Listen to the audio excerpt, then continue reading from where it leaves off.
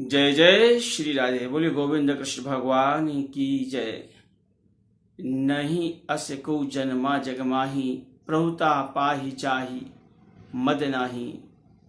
कहते हैं कि इस संसार में ऐसा कोई नहीं जन्मा जिसे थोड़ी सी प्रभुता प्राप्त हो जाए, थोड़ा सा यश प्राप्त हो जाए, सफलता प्राप्त हो जाए और उसे अहंकार ना आए।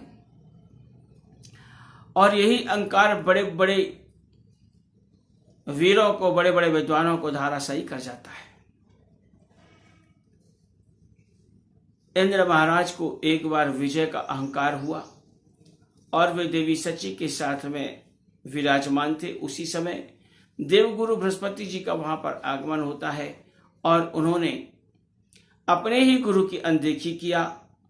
देवगुरु वहां से चुपचाप अपने घर की ओर वापस हो जाते हैं और इंद्र श्रीहीन हो जाते हैं। इंद्र को जब पता चलता है तो वह अपने गुरुदेव के पास में क्षमा मांगने के लिए जाते हैं, लेकिन देवगुरु बृहस्पति जी अपने योग बल से स्वयं अंतर्ध्यान हो जाते हैं।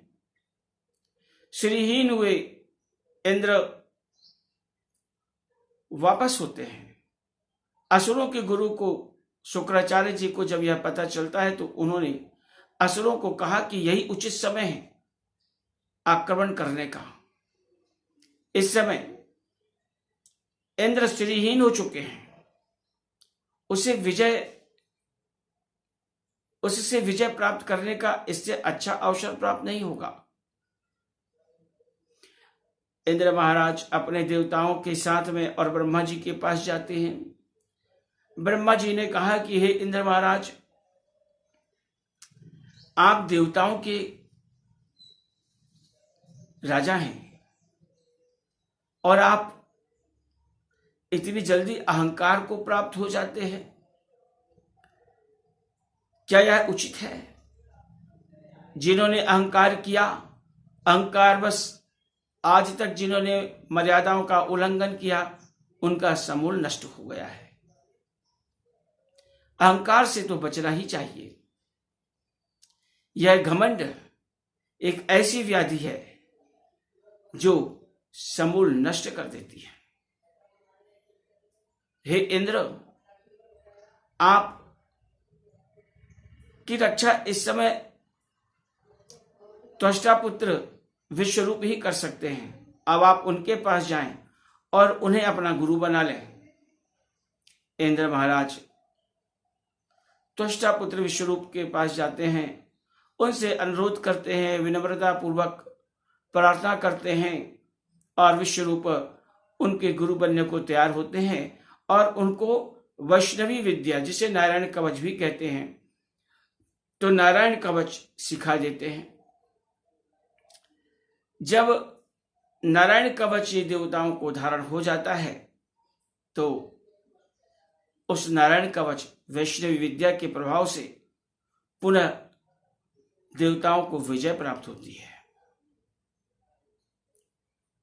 विजय प्राप्त करके और स्वर्ग में आराधना हो रहा था, हवन होता है, देवताओं को आहुतियां दी जाती हैं।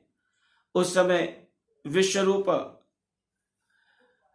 मंत्रों का उच्चारण करके और देवताओं को आहुति देते हैं और मन में मंत्र का उच्चारण करके और असुरों को भी आहुति देते हैं।